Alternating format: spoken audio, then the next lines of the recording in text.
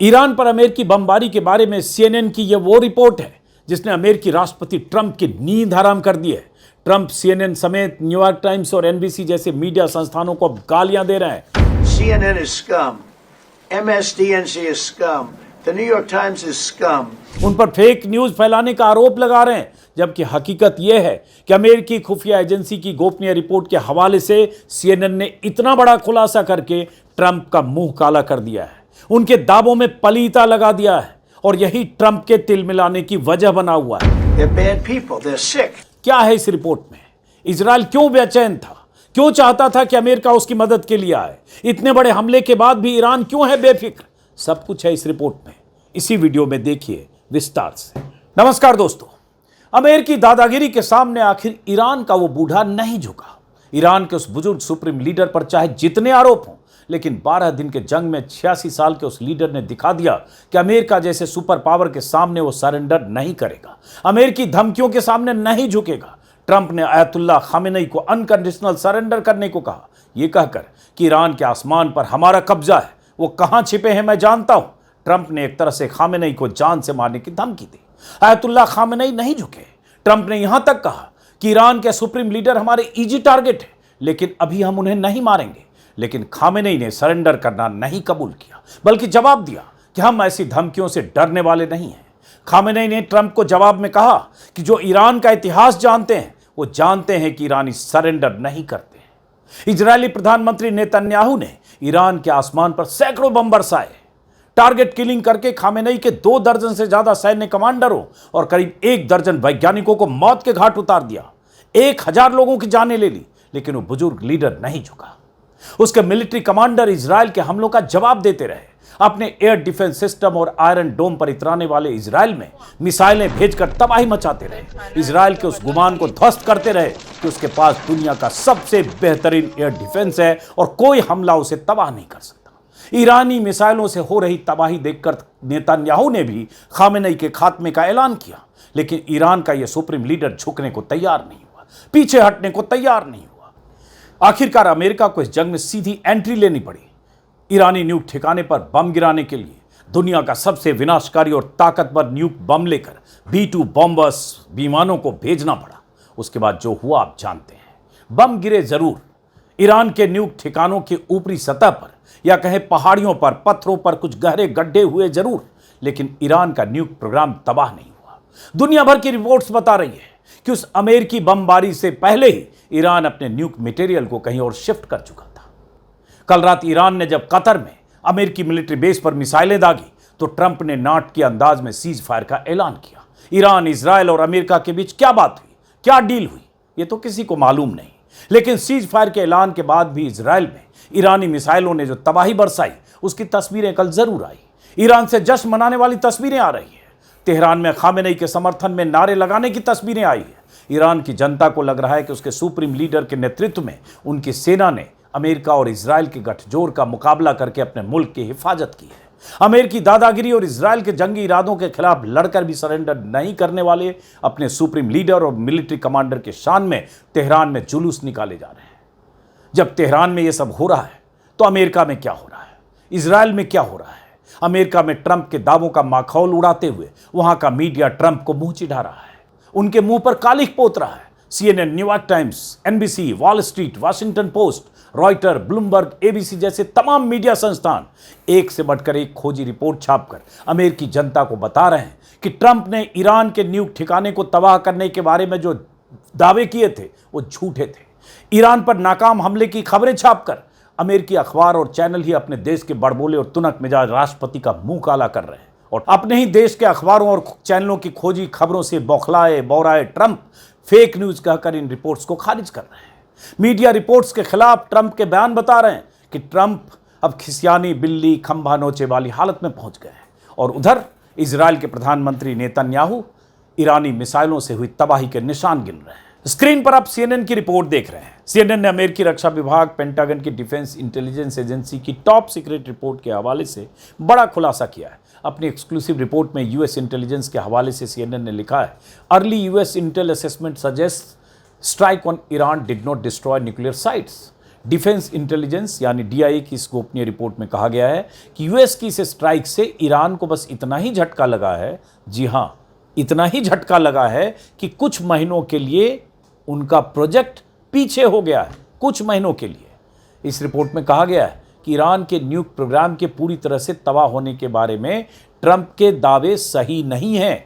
इस रिपोर्ट में कहा गया है कि ईरान के इनरिच्ड यूरेनियम के स्टॉक को यूएस स्ट्राइक से पहले ही कहीं मूव कर दिया गया था, इसलिए कहना कि उनकी न्यूक्लियर फैसिलिटीज तबाह हो गई गलत है।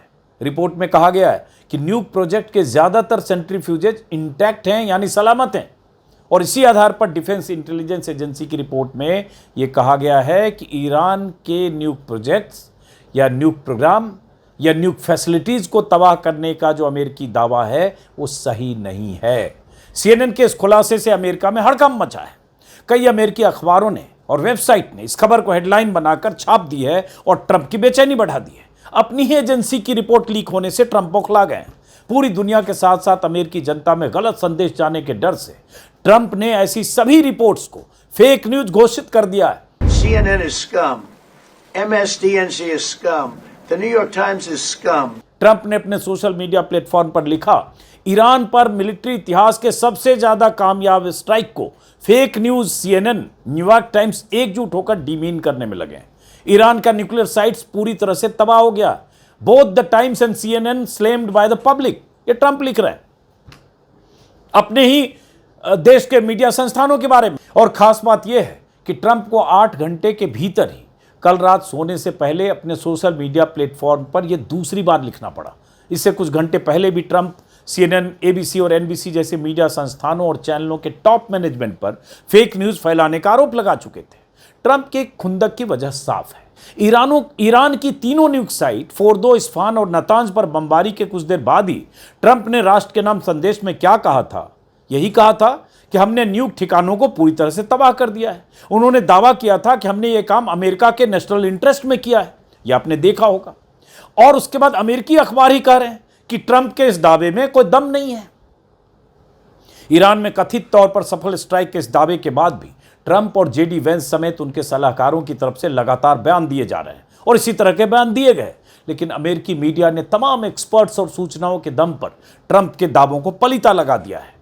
कल एक बार फिर से CNN, Washington post, Reuters, New York times और NBC ने छाप दिया कि अमेरिकी बमबारी से ईरान के अंडरग्राउंड न्यूक साइट्स को कोई नुकसान होने के सबूत नहीं है। व्हाइट हाउस की प्रवक्ता ने यह तो माना कि CNN के खुलासे में जिस टॉप सीक्रेट रिपोर्ट का जिक्र है वैसी कोई रिपोर्ट तो है, लेकिन साथ में यह भी कहा कि यह रिपोर्ट गलत है। अब समझिए, पेंटागन, अमेरिकी रक्षा विभाग और पेंटागन की डिफेंस इंटेलिजेंस यूनिट की रिपोर्ट, उस रिपोर्ट को गलत कहा जा रहा है व्हाइट हाउस की प्रवक्ता की तरफ से। व्हाइट हाउस की तरफ से यह भी कहा गया कि प्रेसिडेंट की छवि खराब करने के लिए CNN को यह रिपोर्ट लीक की गई। व्हाइट हाउस के इस बयान से यह बात साफ हो गई है कि अमेरिकी रक्षा विभाग की इंटेलिजेंस एजेंसी मान चुकी है कि ट्रंप जो दावे कर रहे हैं कि बमबारी से ईरान की न्यूक्लियर फैसिलिटीज पूरी तरह तबाह हो गई, ये गलत है। और अमेरिका के तमाम अखबारों ने ये छापा है सैटेलाइट इमेज का एनालिसिस करके, जिसका जिक्र मैंने परसों के वीडियो में भी बताया था कि वहाँ से ईरान ने अपने जो भी न्यूक प्रोजेक्ट से जुड़े मटेरियल थे, एनरिच्ड यूरेनियम का बहुत बड़ा स्टॉक, वो सब शिफ्ट कर दिया। और ये छपने से अमेरिका में चूंकि ये सब छप रहा है और अमेरिकी बड़े बड़े अखबार छाप रहे हैं, खुलासे कर रहे हैं, इसलिए ट्रंप पूरी तरह से बौखलाकर सबको एक साथ करें ये सारे फेक न्यूज़ फैला रहे हैं। तो ये अमेरिका का मीडिया भी है। ये भी देखने की बात है कि अमेरिका के प्रेसिडेंट के दावे को झूठा साबित करने के लिए अमेरिकी प्रशासन की तरफ से, अमेरिका की तरफ से जो बमबरसक विमान भेजकर ईरान में फोर्दो में, नतांज में, इस्फहान में जो बमबारी की गई, उस बमबारी से जिस नुकसान के दावे किए गए राष्ट्रपति की तरफ से, उन दावों का फैक्ट चेक अमेरिका के बड़े बड़े अखबार कर रहे हैं। और जब वो फैक्ट चेक कर रहे हैं तो प्रेसिडेंट आकर कर रहा है फेक न्यूज़ है। ये अमेरिकी मीडिया है। और यहां क्या होता है आपने देखा है। CNN की इस रिपोर्ट में कुछ US अधिकारियों के हवाले से यह भी कहा गया है कि ईरान के पास कुछ और सीक्रेट न्यूक्लियर फैसिलिटीज हैं जो हमले में टारगेट नहीं हुई और अभी ऑपरेशनल है।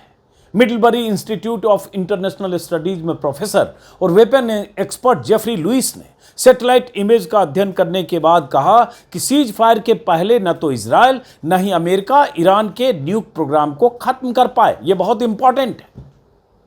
उन्होंने कहा नतांज, इस्फहान और पर्चिन के पास कई और अंडरग्राउंड न्यूक साइट्स हैं जो ईरान के न्यूक्लियर प्रोग्राम को जल्दी रीबिल्ड कर सकते हैं। जरा सोचिए, सीएनएन की रिपोर्ट में एक्सपर्ट के हवाले से यह भी कहा गया है कि और कई ऐसे न्यूक्लियर साइट्स हैं, कुछ और न्यूक्लियर साइट्स हैं अंडरग्राउंड, गोपनीय, जो ईरान के न्यूक्लियर प्रोग्राम को जल्दी रीबिल्ड कर सकते हैं। मतलब फिर से जहां से वो प्रोग्राम रुका वहां से शुरू हो सकता है। और कई अखबार मैंने देखे, अमेरिका के अखबार, उन अखबारों में एक्सपर्ट्स के हवाले से यही कहा जा रहा है कि अधिक से अधिक यही हुआ कि महीने 2 महीने के लिए ईरान का न्यूक प्रोग्राम पीछे गया, क्योंकि बहुत कुछ वहां से शिफ्ट करना पड़ा ईरान को हमले के अंदेशे के बाद, क्योंकि ये 12 तारीख से इजराइल ने हमला शुरू किया और उसके बाद लग रहा था कि ईरान के उन ठिकानों पर कभी भी अमेरिकी बम बरसक विमान बम बरसा सकते हैं। तो एक तरह से देखें कि अमेरिका की हार है इस हमले में। ईरान पर इस हमले से ट्रंप की फजीहत अमेरिकी अखबार कर रहे हैं और लगातार एक परसेप्शन बन रहा है कि ट्रंप ने एक हवा खड़ा किया, 3-4 दिन तक बड़ी बड़ी बातें की, बम बरसक विमानों को भेज दिया, 125 फाइटर जेट को भेज दिया, और उसके बाद भी अगर ईरान के न्यूक प्रोग्राम्स को, उनकी न्यूक फैसिलिटीज को खत्म नहीं कर पाए तो फिर आप क्या करने गए थे। सीएनएन की रिपोर्ट में कहा गया है कि मंगलवार को हाउस और सीनेट की ब्रीफिंग भी टाल दी गई। हालांकि यह साफ नहीं है कि ब्रीफिंग क्यों टली। एक डेमोक्रेट सांसद पैट रॉयन ने मंगलवार को एक्स पर लिखा कि ट्रंप ने हाउस की क्लासिफाइड ब्रीफिंग को बिना वजह कैंसिल कर दिया। उनका जिक्र भी सीएनएन ने किया है। उन्होंने कहा कि सारी न्यूक्लियर फैसिलिटीज को तबाह करने का दावा ट्रंप ने किया है, लेकिन उनकी टीम जानती है कि इस दावे को बैकअप नहीं कर सकते। मतलब कहीं इस वजह से तो ब्रीफिंग कैंसिल नहीं की। तो ये तो हालत है ट्रंप की। बमों की बारिश करके भी ईरान का कुछ बिगाड़ नहीं सके, और ईरान कह रहा है कि हमारे न्यूक प्रोग्राम को कोई डैमेज नहीं हुआ और हम फिर से न्यूक प्रोग्राम शुरू करेंगे, हमें रोक नहीं सकता कोई। उस रिपोर्ट में बहुत सारी जानकारियां हैं। उस रिपोर्ट में कहा गया है कि इजराइल ने अमेरिकी हमले से पहले कई दिनों तक ईरान के न्यूक्लियर साइट्स पर हमले किए और कहा कि ये फाइनल काम पूरा करने के लिए अमेरिका के 30,000 पाउंड के बंकर बस्टर बम्स चाहिए। USB-2 बॉम्बर्स ने उसके बाद जिस तरह से ये 1 दर्जन से ज़्यादा बम गिराए और उसके बाद भी हाईली एनरिच्ड यूरेनियम को पूरी तरह से खत्म नहीं कर पाए। उसको, जैसा कि मैंने कहा, शिफ्ट कर दिया गया। और ये कुछ और अखबार और वेबसाइट्स के हवाले से, रिपोर्ट्स के हवाले से ये खबरें अमेरिका में छप रही है। लेकिन अब जो 48 घंटे से छप रही थी वो अलग खबर है। अब अमेरिकी एजेंसी की रिपोर्ट लीक हुई है और वो खबर सीएनएन ने छापी है। सीएनएन ने यह भी बताया कि पहले भी ये सवाल उठे हैं कि यूएस के बस्टर बंकर बम्स, जिन्हें मैसिव ऑर्डिनेंस पेनिट्रेटर्स कहा जाता है, क्या ईरान की गहरे अंडरग्राउंड बनी न्यूक्लियर साइट्स, खासकर फोर्दो और इस्फहान को, जो ईरान का सबसे बड़ा न्यूक्लियर रिसर्च कॉम्प्लेक्स है, तबाह कर सकते हैं। इस पर सवाल सीएनएन ने पहले भी उठाया था।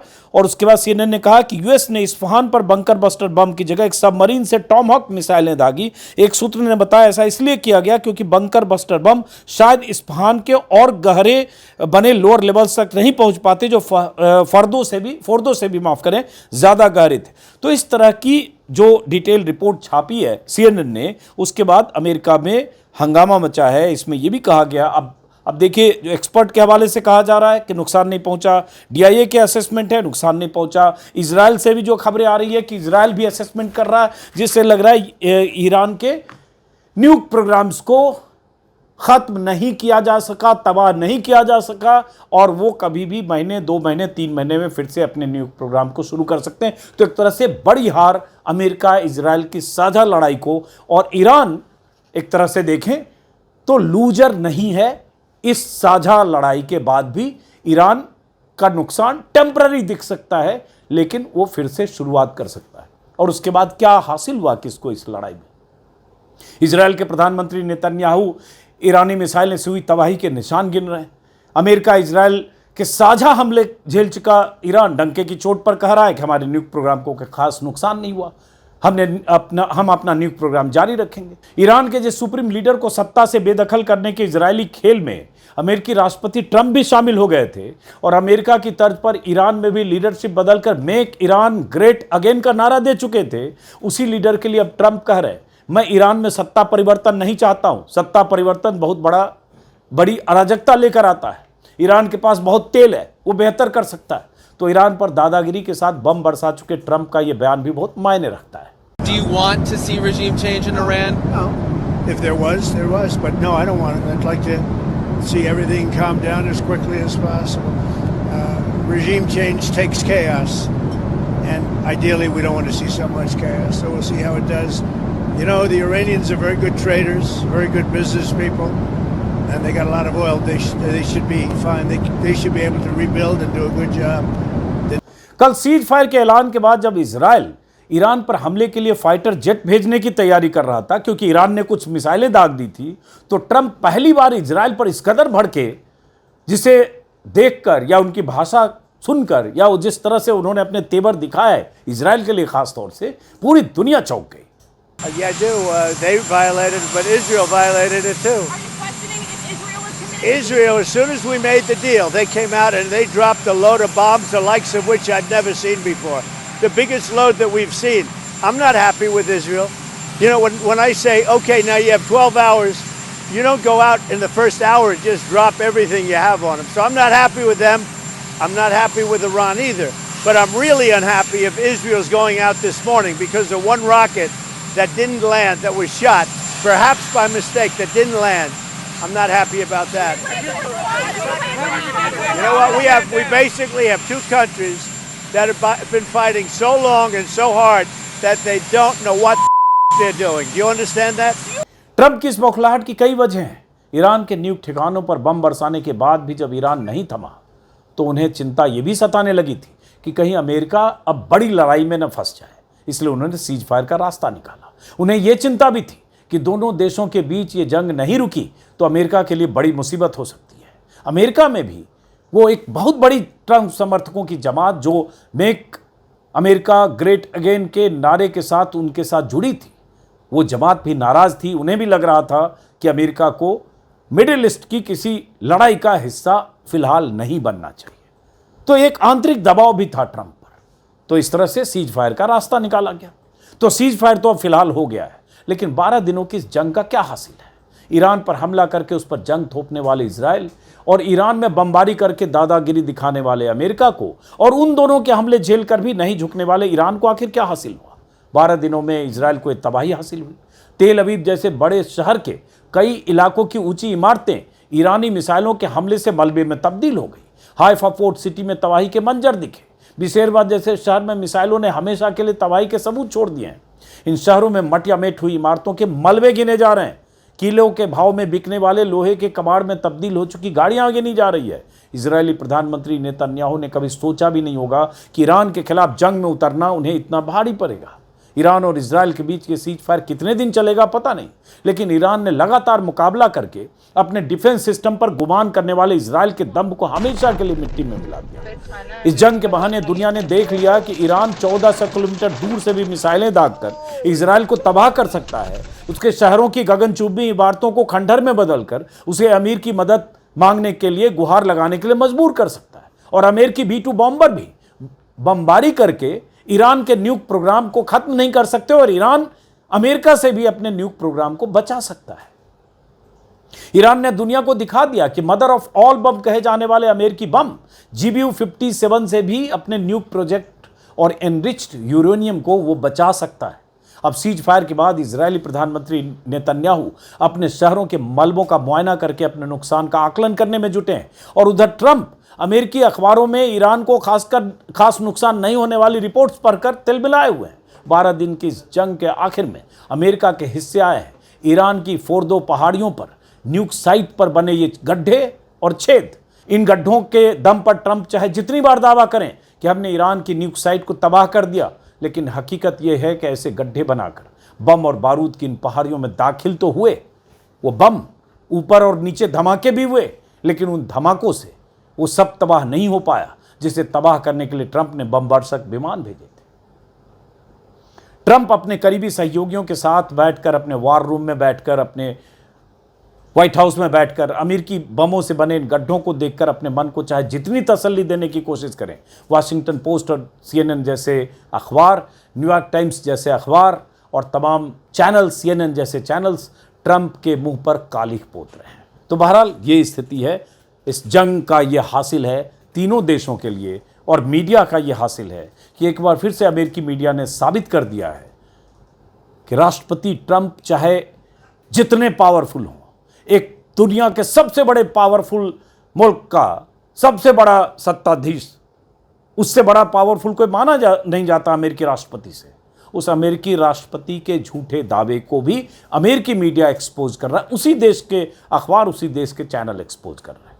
मैंने कल भी या परसों भी कहा था कि अमेरिका में जिस तरह की खबरें छप रही है उसे अगर भारतीय संदर्भ में देखिए और भारतीय प्रधानमंत्री के दावों को या जो भी उनकी हवाई बातें हैं, हवाई दावे हैं, उनके दावों को एक बार भी काउंटर करते हुए भारतीय मीडिया में नहीं देखेंगे। ये फ़र्क है अमेरिका और भारत के मीडिया में। तो बहरहाल इस वीडियो को यहीं ख़त्म करते हैं। मुलाकात होती रहेगी। नमस्कार।